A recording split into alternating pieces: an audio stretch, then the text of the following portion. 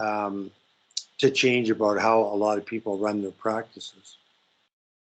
Tim, I'm thinking back to the U8 days, working in Medicine Hat, where we mentored that association, and we used Kerry Bracco's model. And for those of you who aren't on, I'm not going to explain the details of the model. I just want to tell everybody who might be listening, when you win 9 of 11 city championships at the U8 level, whole ice hockey, you've done something right. The kids were selected properly based on skill, intangibles, work ethic, coachability. They had 3 traits: skill, thinking, and character. They looked at those things and evaluated them, picked them accordingly, placed them accordingly. So when you get results, the model, Tim, they had 1 skill station where the 3 skill groups, Eagles, Hawks, and Falcons, different skill groups, they rotated through the skill station, the compete station, and the game-like station. 10 minutes each, 12 minutes each at most, so they didn't get bored. And Ryan always mentioned his son called it the boring station, that skill station. They love the other one. So the results to me speak for that model. So the ratio of deliberate practice to game-like, Tim, I'm wondering, if you play a game first, can you dial them back to work on the skill? Or Sure. are they losing? No, I think sure you can. And I know Tom, and like even at the national team level, some days we go out and just play a game right off the top, because it's fun. It gets them excited, gets them into practice. Then you step back and you start working on some things and go back to the game. I think for sure, and lots of ways it might be the best thing, especially for the young kids, to go out and have some pure fun right off the top at practice. They all get excited about getting on the ice, and they all get excited about being at practice. I think absolutely, for sure. I think it's actually probably a good idea, not just a sometimes thing. It's fantastic. I start with small area games every single practice, and instead of the kids like moseying out, they're like climbing through the door as fast as they can, wanting to tear down the boards to get on the ice. Sure. That's what There's a guy named Horst Wein. There's a German named Horst Wein that developed the program for Barcelona and all kinds of stuff. It was field hockey, then soccer, and he was a good friend of Johanny, my buddy. And he would do what said there is he would have a game with some kind of a rule, like you can only use your left foot to kick or something like this. And they'd play, and then he had what was called corrective exercises. Now you've created a need to know, because the kids don't know how to do it, or your weak side foot, I guess, eh? And then have you drills, to learn how to do that, better technique, and then go back to the same rule again. But now they've had, a little bit of technique work, and that's kind of his model for doing a lot of things. But I really believe that just having a tournament and every game meaning something, that adds a lot to it. So you have a tournament like a round robin, or you can do one where you rotate, the losers go one way, the winners go the other way, stuff like that, so that the game actually means something. I think really that adds to it just as well. Tim, I'm thinking back to when I watched you coach the UFC. It was the most remarkable competitive scrimmage I've ever seen, because you had broke down positive plays in each zone that you awarded them points on. I don't know if you recall or not, but at the collegiate level, the players were focusing on tactical strategies to advance the puck up the ice, and they got points for doing correct things there. Can you elaborate on that? Because they loved it. They played, but boy, talk about playing with a deliberate purpose to score and get more points in every zone of the ice. It was really just that simple. Like we just tried to, if we were working on something tactically, could be we're working on our face-off, offensive zone face-off loss forecheck, and at the same time our exits from a defensive zone face-off one. It could be working on your general forecheck, whatever it is. We always, as much as we could, tried to create a bit of a point system that made it a game and made it competitive, and you had a winner and a loser.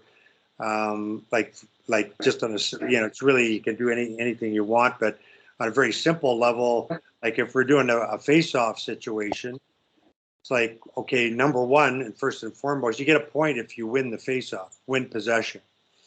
And then you go beyond that, if the defensive team gets a clean exit with possession of the puck, they might get 2 points. If they get a clean exit with a chip out into the neutral zone, because that's what's required sometimes, and that's the correct play. Rather than have them thinking about, I got to carry it out to get my 2 points and my point for possession, you want to leave them with choices, as the game is about choices. So we give them a point for winning the face-off and a point for at least getting the puck out of the zone, 2 points for possessing the puck out of the zone. You can even go a step further and play it to the red line, and if they can gain the red line or gain the offensive blue line, you can go further. And then on the offensive side, same thing. You win the face-off, you get a point. If you generate a shot on net, and if it's your coaching philosophy, you generate a shot on net in the first 5 seconds, you get another point. And then if you can recover possession and keep possession, you get another point. So it's just about, enhancing the competitiveness of what's really a tactical drill situation and making it a game so there's a competitive element. And it was, we've done it with the Danish team, and I'm not sure how much we did it back in the day with the women's national team, certainly on occasion. But yeah, so it's just creating a game out of what might be a bit of a drier, from the player's point of view, just a little bit of a drier situation. Tim, you got to have obviously some support staff, somebody watching the defensive team, somebody watching the offensive team for points. And then ideally, if you have like 4 coaches, you could have one coach then watching the offensive team sort of from a tactical learning, constructive feedback perspective. Same thing with the breakout team, but you need people just keeping score as well, just because it's tough to do it all. Tim, I've got a request here. We've asked the same thing. We had one a long while ago with Daryl Belfry about doing something, asking questions only. He hasn't come back to us on it, but what I would like you to do, Tim, could you create a template by zone where you could score points in print that I'd be able to share with people? Because when you described it through each zone, I'm sure, given your analytical mind, coaches could take one thing in each zone or 2 things in each zone and keep score. It would be the right amount for the players to digest at that level. Maybe when you're playing with minor hockey kids, say U12, you might have one thing in each zone. With Greg being on, I go back to Alan Andrews. He had one rule that I call it a cardinal rule. And at any level, if a player is open, you must headman the puck. If you don't, you're carrying it, you're slowing the attack down. So he reinforced that. That to me is an automatic 2-point thing. And if you don't do it, it's a address issue to the point where it happens second, third times, it might be an ice time issue. Because that to me is what's lacking in minor hockey kids, they carry it when people are available ahead of them and they don't learn to respect the importance of the pass being quicker than you can skate the puck. So if you could think about that, Tim, I might request it of you again down the road, because it was a brilliant idea I'm thinking at any level, but particularly the university level, where they're working with all these guys. And yeah, you have your structure, you have your team play, and I'm watching all these teams play, and it's still individualistic. And the puck movement isn't as advanced as it could be. It's not as 1, 2, 3, 4, 5 positionally. But anyway, I want to welcome Brian Adolski. Brian, we've been talking about the right stuff, right amount, right time at practice, translating into the games. And we feel that over the years, the strategy, Hal mentioned it earlier, was just get the best player of the puck. You'll look after it, and you might get an outcome result by having the best players get the puck more often. And to me, they're not ready to play a high level of hockey when they get to your level, and you're, you've been at a high level. So, Brian, any thoughts?